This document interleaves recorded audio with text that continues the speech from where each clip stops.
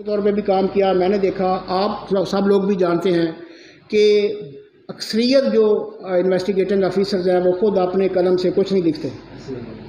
انہوں نے اپنے رائٹر رکھے ہوتے ہیں جو ریٹائرڈ سب انسپیکٹر یا ASI یا کوئی بھی وہ ان کے لیول پہ نائب محرر یا محرر جو اس قابل ہوتا ہے، وہ پیسے کماتے ہیں، وہ بیٹھ کے ساری کارروائی لکھتے ہیں اور ان کو کوئی پتہ نہیں ہوتا کہ وہ ایک لطیفے کے طور پہ ایک بات کہ کسی نے کہا کہ جی یار آپ کا جو کیس تفتیش ہو رہی ہے وہ مجھے کہو تو یار میں آپ اگر کہو تو میں ضمنیہ آپ کے حق میں لکھوا سکتا ہوں. وہ بندے نے کہا یار وہ ہمارا سب انسپیکٹر تو بہت ایماندار آدمی ہے، نہ پیسے لیتا ہے نہ کوئی بات مانتا ہے کسی کو. وہ کہتا ہے جی وہ جو اس کا رائٹر ہے نا وہ میرا یار ہے. تو آپ پریشان نہ ہو، مجھے آپ بتائیں، میں آپ کو جو آپ کہیں گے نا کسی کو بیگرا لکھوانا ہے، کسی کا جو بیان لکھوانا ہے وہ میں آپ کی مدد کر سکتا ہوں. یہ میں افسوسناک بات ہے کہ اب تک ہمارے پولیس میں اسی طرح سے کام ہو رہا ہے اور اسی طرح سے وہ نظام جو ہے وہ چل رہا ہے. وہ کوئی کلیئرلی جو معاملات نہ وہ قانون کے مطابق کام کرنے کے لیے تیار ہوتے ہیں نہ وہ اس طرح سے بات ہے. اب آپ دیکھیں کہ جب آپ پراسیکیوشن نے کیس کو ثابت کرنا ہوتا ہے بیانڈ شیڈو آف ڈاؤٹ، اور ڈیفنس کی طرف سے کیا لا ہے کہ defence has to made just dent in the case. Even single doubt اگر کریٹ کر دیا جائے تو that is sufficient to acquit the accused. اس میں ایک خوبصورت سی ججمنٹ نوٹ کر لیں، 2018 پاکستان کرمنل لا جرنل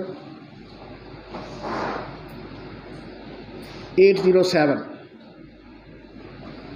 اس میں یہ بھی اوڈ کیا گیا کہ accused can take many defences, لیکن اس بنیاد پہ اس کو نہیں ہوگا. اب اس کے بعد ایک اور ججمنٹ نوٹ کریں، PLD 2017 سپریم کورٹ 681.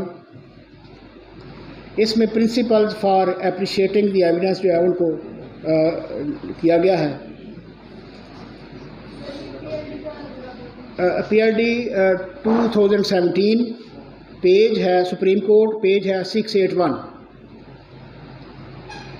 اس کے بعد آپ دیکھیں گے کہ سارے جو کیسز ہوتے ہیں نا قتل کے، وہ they are not the cases in which there is a direct evidence is available. Eye witnesses بعض اوقات آئی وٹنسز اویلیبل نہیں ہوتے، دین سرکمسٹانشل ایویڈنس جو ہے اس پر انحصار کرنا پڑتا ہے، اس کے مطابق اس کو دیکھنا پڑتا ہے. سرکمسٹانشل ایویڈنس پیش ہوتی ہے، اس میں فرانزک ایویڈنس بڑی اہمیت رکھتی ہے. سرکمسٹانشل ایویڈنس کے بارے میں ایک جج صاحب نے بڑا خوبصورت لکھا کہ circumstantial evidence should be so interconnected as to form a continuous chain, one end of which touches the dead body and other to the neck of the accused. اگر اس میں سے ایک چین بھی آپ بطور ڈیفنس کونسل توڑنے میں کامیاب ہو جائیں تو دیٹ ایویڈنس سمیشز، وہ ختم ہو جاتی ہے ایویڈنس، پھر وہ آپ کا ملزم جو ہے وہ کوئٹ ہو سکتا ہے. اس کے بعد دیکھیے کہ جو فرانزک ایویڈنس ہوتی ہے نا یہ بھی بڑی اہمیت رکھتی ہے. اب کیونکہ اب بڑا فرانزک ایویڈنس کے بارے میں یہ ہمارے لیے بڑی بلیسنگ ہے کہ لاہور میں پنجاب فرانزک سائنس ایجنسی اب کام کر رہی ہے. پہلے ڈیفرنٹ ادارے تھے، ڈیفرنٹ آفیسز تھے جہاں سے کام ہوتا تھا، جہاں لوگ جو ہیں وہ وہاں سبمٹ کرتے تھے پولیس والے. لیکن اب ایک ہی ایجنسی ہے جہاں پہ DNA کے لیے، بلڈ اسٹین ارتھ کے لیے، یہ جو میچنگ کے لیے ویپنز کو بھیجتے ہیں، یہ ساری ایک ہی ایجنسی ہے جو وہاں سے کام کرتی ہے. اب یہ اس کے بارے میں بڑی خوبصورت بات یہ کہی جاتی ہے کہ دیکھیں ایک آئی وٹنس جو ہے ہی کین ٹیل اے لائی، وہ ملزموں کے ساتھ مل کر جھوٹ بول سکتا ہے. وہ ہو سکتا ہے کہ وہ اس وقت جب اس کی باری آئے شہادت کی وہ فوت ہو گیا ہو. یہ بھی ہو سکتا ہے کہ اس کا ذہنی وہ دباؤ یا ذہنی طور پہ وہ یادداشت اس کی اتنی اچھی نہ ہو، وہ درست طور پہ سارا واقعہ نہ بیان کر سکے، 5-6 سال بعد 10 سال بعد واقع ہو. لیکن وہ کہتے ہیں جو فرانزک ایویڈنس ہوتی ہے نا یہ ان سب سے پاک ہوتی ہے. Forensic evidence if there is a DNA test تو وہ جو کہتا ہے وہ ثابت ہو جاتا ہے اس سے. اب ایک دو باتیں میں نے بڑی اپنے خود تجربے سے کہہ رہا ہوں کہ میں نے ایک کیس میں نے کنڈکٹ کیا on behalf of the prosecution at Sarai Alamir. اس میں نا ایک بندے کے خلاف الزام تھا کہ اس نے کلاڑی سے نا وہ بندے کا گردن کاٹ دی، گردن پہ سیریسلی انجری کاز کی. ہی واز اریسٹڈ، 1-2 دن میں اریسٹ ہو گیا تھا. اس سے پھر وہ کلاڑی that was blood stained hatchet was recovered from ہم.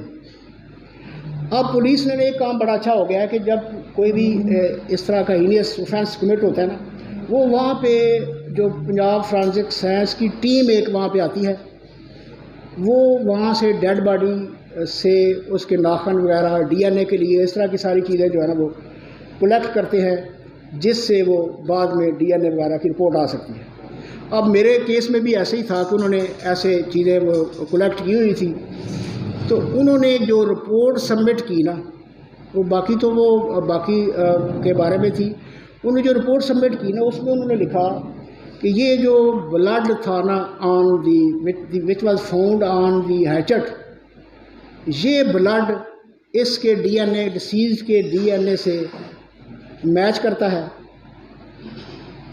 اور وہ کلاڑی اس سے ودن 1-2 days ریکور ہوئی تھی.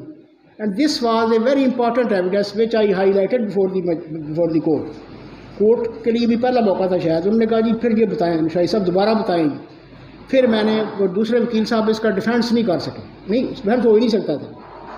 میں نے کہا جی this is in this case always the recovery is not a very important piece of evidence, but in this case because this report is supporting the evidence of the oral evidence of the prosecution, therefore this is a very important piece of evidence. So that was considered. اس evidence کو اہمیت دی گئی اور اس کے بعد اس کو اس کے مطابق فیصلہ کیا گیا. یہ بڑی امپارٹنٹ بات ہے کہ یہ. اب ایک اور بات نوٹ کریں کہ جب بھی آپ کبھی پروسیکیوشن سائڈ سے ہوں یا ڈیفینس سائڈ سے ہوں قتل کیس میں، جو ایمپٹیز جاتی ہے نا وہاں پنجاب فرانزک سائنس ایجنسی کو، لا یہ ہے کہ وہ ایمپٹیز فوری طور پہ ریکور کر کے پارسل بنا کے ان کو فوری طور پہ 1-2 دن میں ان کو سینڈ بھیجنا وہاں پہ ود وہ سیف کسٹڈی میں وہاں چلے جانی چاہیے. بعد میں جب وہ ویپن ریکور ہوتا ہے تو اس کو پھر بھیج کے پھر اس میں چٹھی لکھتے ہیں کہ جناب اس کا میچنگ کے لیے کریں.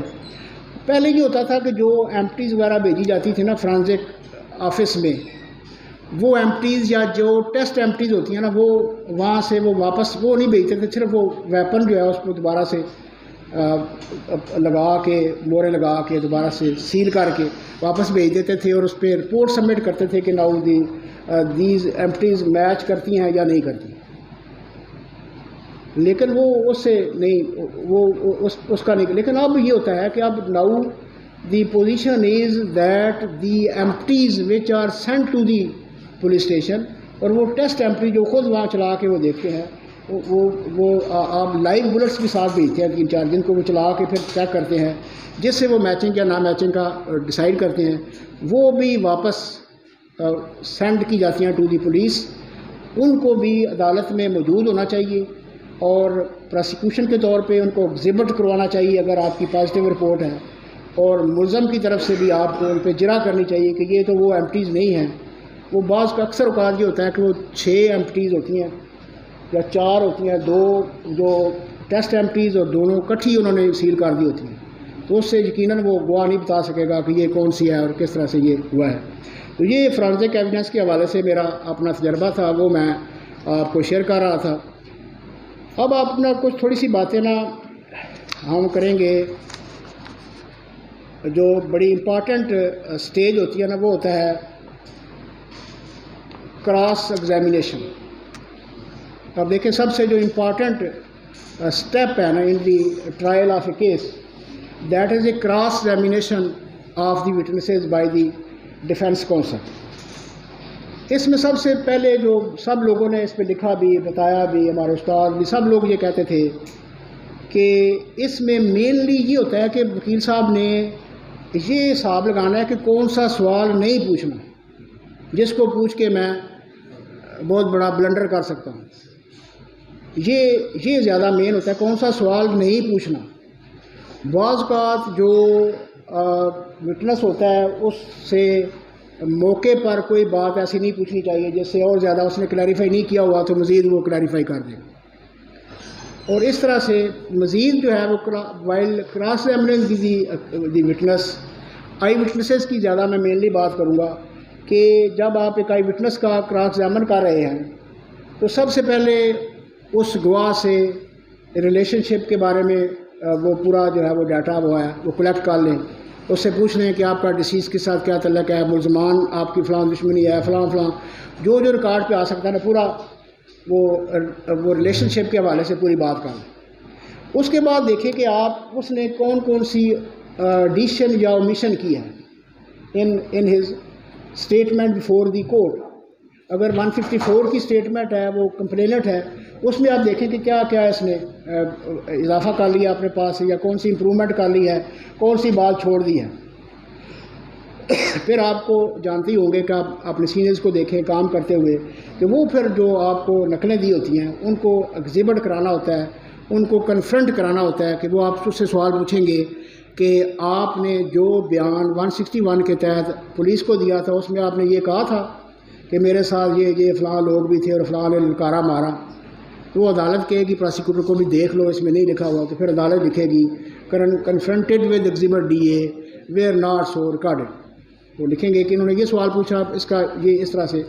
اس کے بعد آپ جو ہے وہ آپ اس کو جو موقع پہ جو اس گواہ بیان کرے گا کہ میرے سامنے فلاں ملزم نے فائر کیا، فلاں نے کیا، اس کو بڑا سینسٹیولی بہت احتیاط سے بہت ضروری کویسچن جو ہے نا وہ پوچھیں گے آپ نقشہ سامنے رکھ کے کہ جی کتنی دور تھے ملزم، کتنے، یہ ساری باتیں بہت محتاط ہو کے تاکہ اپنے خلاف کوئی بات نہ پوچھیں۔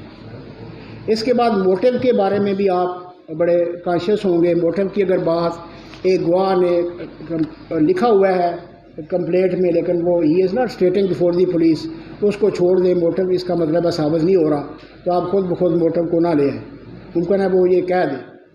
اس کے بعد جو فارمل وٹنسز ہوتے ہیں، سپوز ایک گواہ ہے جس کے سامنے صرف مٹی خون لول جو ہے وہ برآمد ہوئی ہے، وہ آپ کو علم حاصل ہو گیا کہ یہ related to the complainant party یا ڈیسیز کا کوئی رشتہ دار ہے، اس حد تک تو اس سے پوچھ لیں، لیکن یہ خیال رکھیں کہ اس سے یہ نہ پوچھ لیں کہ جناب آپ اس وقت کدھر تھے جب یہ وقوع ہوا، تو ممکن ہے وہ یہ کہہ دے کہ جناب میں بھی موقع پر ہی موجود تھا، ایک گواہ کا، اور آپ خود اپنی غلطی سے آپ اضافہ کر لیں گے۔ اس کے بعد جتنے گواہ پیش ہوتے ہیں، پولیس کانسٹیبل جنہوں نے پوسٹ مارٹم کرایا ہوتا ہے، جنہوں نے سارا کچھ کیا ہوتا ہے، ان کے بارے میں بھی آپ ان سے بھی جو آپ اپنے ملزم کے حق میں فائدہ حاصل کر سکتے ہیں نا اس حد تک ضرور سوال پوچھیں، باقی لیکن زیادہ اس حد تک نہ پوچھیں کہ وہ بعض کا یہ ایسے ہوتا ہے کہ غلط بھی ہو جاتا ہے، اس حد تک نہ پوچھیں۔ یہاں پر میں نے کراس ایگزامینیشن کے حوالے سے مولانا غلام سرور روان صاحب کو میں داد دوں گا کہ وہ میں نے پنجاب میں بہت سے ضلعوں میں کام کیا، مولانا غلام سرور روان واحد ایسے وکیل ہیں جو بہت خوبصورت جرا کرتے ہیں، اور بھی بڑے بڑے اچھے میں نے وکیلوں کو دیکھا۔ مولانا غلام سرور روان صاحب کو میں نے یہاں کام کرتے ہوئے دیکھا کہ وہ کس طرح سے جرا کرتے ہیں۔ ایک ایڈیشنل سرجن جج صاحب کے پاس وہ پیش ہوئے، ایک گواہ سے جرا سے میں سوال پوچھا، انہوں نے 5-7 سوال پوچھنے کے بعد ایک سوال پوچھا، جج صاحب نے کہا کہ نہیں ملک صاحب آپ یہ نہیں پوچھ سکتے، یہ ریلیونٹ ہے۔ انہوں نے کوئی کچھ نہیں کہا، کہتا ٹھیک ہے سر میں نہیں پوچھتا۔ تھوڑی دیر میں نا دوبارہ ان کے فیکٹس ان کے فنگر ٹپس پہ ہوتے ہیں، لا ان کو پتہ ہے، وہ ان کے ذہن کے مطابق وہ بڑا ضروری تھا سوال پوچھنا۔ انہوں نے پھر اس سے سوال پوچھا 5-7 سوالوں کے بعد، پھر جج نے کہا کہ نہیں۔ تیسری دفعہ جب وہ سٹیج آئی نا، جب پوچھا نا، تو پھر جج کو نہیں دیکھا، اس گواہ کو کہا وہ چودھری تو اپنا پگ بن کے آ جاندے ہو، جو میں پوچھنا پیا 10 اے جڑا ریکارڈ بن رہا نا، یہ کوئی صرف جج صاحب واسطے نہیں بن رہا، ہائی کورٹ جانا ہوتا ہے کیس، جو میں سوال پوچھنا جواب دے، خاموش نہیں ہونا، جج صاحب جو مرضی کہیں۔ جج صاحب خاموش ہو گئے، ان کو سمجھ آ گئی کہ اب مسئلہ خراب ہو گیا۔ پھر ملک صاحب نے جو پوچھا اس گواہ نے ان کی جو وہ چاہتے تھے وہ ریکارڈ پہ باتیں آ گئی۔ دیکھیں کراس ایگزامن کا کتنا خوبصورت طریقہ۔ ایک اور میں ملک صاحب کی میں بات کروں گا، مولانا غلام سرور روان صاحب کی، کہ اسی طرح سے ایک اور کیس میں وہ جرا کر رہے تھے کہ واقعہ تھا جو ایک گلی میں ہوا تھا، تو گلی میں ان کے ملزموں نے ان کو بتایا تھا کہ یہ واقعہ جس طرح سے کمپلیننٹ سائڈ نے بیان کیا اس طرح سے نہیں ہوا، ہم بے گناہ ہیں، یہ سارے صرف فلاں ملزم گناہ گار ہیں، یہ سارا انہوں نے جھوٹ بنایا ہے۔ تو وہاں انہوں نے پوچھا، ملک صاحب نے ان سے پوچھا کہ کوئی وہاں علاقے کا اس گلی کا کوئی ایسا بندہ ہے جو آپ کے ساتھ گواہی دے؟ انہوں نے کہا کہ فلاں جو گھر چوتھا گھر ہے نا وہ ہمارے ساتھ حق میں بیان دینے کے لیے تیار ہے، لال خان اس کا نام ہے، وہ دے گا۔ تو ملک صاحب جرا کر رہے تھے، انہوں نے پوچھا بھی دیکھیں جس گلی میں واقعہ ہوا ہے اس میں کتنے گار ہیں؟ انہوں نے کہا جی 10 گار ایک طرف ہیں، 7 گار دوسری طرف سائڈ پہ ہیں۔ انہوں نے کہا اچھا یار جدھر جو ملزمان کا ڈسیز جو ہے ان کے گھر کے ساتھ والا گھر کس کا؟ اس نے کہا جی فلاں کا، اور اس کے ساتھ اس لال دین کا گھر تھا۔ انہوں نے کہا جی اس کے ساتھ کس کا گھر ہے؟ کہتا جی پتہ نہیں۔ انہوں نے کہا اچھا چلو یہ بتاؤ کہ اس سے آگے کس کا گھر ہے؟ وہ بتایا، پھر ادھر کس کا گھر ہے، ادھر کس کا گھر ہے، پھر 4-5 جب گھر اس نے بتا دیے تو وہ ایک کلیئر بات ہوگی نا کہ یہ ذہن وہ جان بوجھ کر اس کو بھی بتایا گیا ہے کہ صاحب کہ اس کا نام نہیں لینا۔ تو ملک صاحب نے ذرا غصے سے، یہ بھی ایک طریقہ ہے، آرٹ ہے انہیں کراس ایگزامینیشن کے بعض کا کوئی بات بڑے پیار سے پوچھنی پڑتی ہے، پھر وہ اپنے مطلب کی جواب آتا ہے، بعض کا ذرا غصے سے بھی پوچھنا پڑتا ہے۔ انہوں نے غصے سے پوچھا کہ یار تم کیا کرتے ہو، اس کا نام بتاؤ یہ جو دوسرا گار ہے۔ وہ کہتا ہے جی وہ چول جہا لالو ہے، وہ نام بار بار میں ضرور پوچھنا ہے۔ انہوں نے کہا دیکھو جی وہ چول جہا لالو ہے، اصل نام کیا تھا۔ پھر وہ سیدھے لائن پہ آ گئے، جج نے کہا بتاؤ یار کیا بکواس کر رہے ہو، جلدی سے یہ کیا کر رہے ہو آپ، اس وقت تک ضائع کیا آپ نے، ہم 10 سوال پوچھنے پڑے ان کو۔ پھر انہوں نے کہا جو اس کا نام لال خان ہے، وہ اپنی فیملی سمیت وہاں رہتا ہے، اس کے 2 بیٹے ہیں، یہ سارا کچھ۔ تو اس ان کو فائدہ ہو گیا کہ وہ لال خان کو بطور جب مناسب سمجھا ہوگا انہوں نے اس کو بطور DW پیش کر لیا ہوگا، یا پھر نہیں بھی کیا ہوگا لیکن اس کا فائدہ ہو گیا۔ اس کے بعد ایک اور اسی طرح کا کیس نا ملک صاحب کے مجھے زیادہ میں کوٹ کر رہا ہوں، باقی میرے لیے سارے بڑے قابل احترام ہیں۔ شیخ احسان اللہ صاحب نے بھی بڑے اچھے کام کیے، ظفر علی صاحب نے بھی بڑا اچھا جرا کرتے تھے۔ ملک صاحب کے پاس ایک کیس تھا جس میں نا ایک بندے نے اپنے بڑے بھائی کی بیوہ کو قتل کر کے نا تو پرچہ اس کا کسی اپنے دشمن کے خلاف درج کروا دیا۔ اب دیکھیں سنگل اکیوز جو ہوتا ہے نا وہ بڑی اہمیت ہوتی ہے کہ جی سبسٹیٹیوشن از ریئر فنامنا، یہ بھی نوٹ کر لیں کہ سبسٹیٹیوشن نہیں ہو سکتی، ایک ہی ملزم ہے۔ اس میں جو مین وٹنسز تھے نا وہ اس خاتون کے جو قتل کی تھی انہوں نے، ان کے چچا نے، بچے اس کے 2 بچے تھے، ایک بیٹا 8-9 سال کا، ایک بیٹی 6-7 سال 8 سال کی۔ اب آپ قانون شہادت آرڈر کے مطابق سمجھتے ہیں کہ یہ جو چائلڈ وٹنسز ہوتے ہیں نا they are very important witnesses, ان کے بارے میں یہ پرزیوم کیا جاتا ہے کہ وہ جھوٹ نہیں بولتے، سچ بولیں گے، درست بات کریں گے، جو بھی کریں گے۔ تو جب وہ بیٹا پیش ہوا نا بطور گواہ، ملک صاحب نے اس سے پوچھا کہ آپ کون سی کلاس میں پڑھتے ہیں؟ اس نے کہا جی فلاں کلاس میں پڑھتا ہوں۔ پھر آپ کے جو چچا ہیں، یہ جو مدعی اس کیس کے بنے ہوئے ہیں، یہ آپ کو کیا کرتے ہیں؟ وہ کہیں جی میں ان کے گھر میں ہی رہتے ہیں، یہ ہمیں اسکول ان کے لیے بھی پیسے دیتے ہیں، ٹرافیاں دیتے ہیں، فلاں دیتے ہیں۔ انہوں نے کہا اچھا یہ بتاؤ کہ یہ جو آج آپ شہادت دے رہے تھے اس کتنے دنوں سے آپ کو یہ رات کو بیٹھ جاتے ہیں دونوں بہن بھائیوں کو بٹھا کے تو پڑھاتے ہیں، سکھاتے ہیں کہ یہ بیان آپ نے دینا ہے؟ کہتا ہے جی 10-15 دن ہو گئے ہیں۔ کہتے ہیں جب آپ سے کوئی غلطی ہو جاتی ہے پھر مارتے بھی ہیں؟ کہتے ہیں جی سر بڑا مار دینے جی، پھر کہتے ہیں تو کیوں انج آکھیا اے ملزم کا نام صحیح لینا سی، تو اے کیوں نہیں آکھیا، انج کیوں آکھیا؟ تو اس طرح سے مجھ سے بھی میری بہن سے بھی۔ اب سر دیکھیں کہ جب وہ دونوں پھر بہن سے بھی ایسے ملک صاحب نے پوچھا، اس نے بھی کہا جی مجھے جب ہم اچھا بیان دیتے ہیں تو پھر ہمیں وہ ٹافیاں لے کے دیتے ہیں، اچھا کھانا کھلاتے ہیں، باہر لے جاتے ہیں۔ جب ہم سے اچھی بات غلط بات ہو جاتی ہے ان کے مطابق تو پھر وہ کہتے ہیں، انہوں نے باقاعدہ وکیل صاحب سے وہ فائلیں کاپیاں لے کے رکھی ہوئی ہیں جو بیانوں کی، وہ ہمیں پڑھاتے رہتے ہیں۔ تو آج ہم وہ انہوں نے کہا جی پھر اس کا مطلب یہ ہوا نا کہ آپ نے وہی بیان دیا جو آپ کے چچا نے آپ کو پڑھایا ہوا تھا؟ صحیح تھا جی سر، آج ہم نے پوری کوشش کیا کہ غلطی نہ ہو، پتہ نہیں اب ہمارے ساتھ کیا ہوگا، غلطی اگر ہو گئی ہے تو وہ کیا کریں۔ تو اب دیکھیں کیا وہ یہ ایویڈنس سٹینڈ کرے گی؟ کیا یہ ایویڈنس سٹینڈ کرے گی؟ دس ایویڈنس از نو ایویڈنس، تو وہ ملزم جو ہے وہ بری ہو گیا۔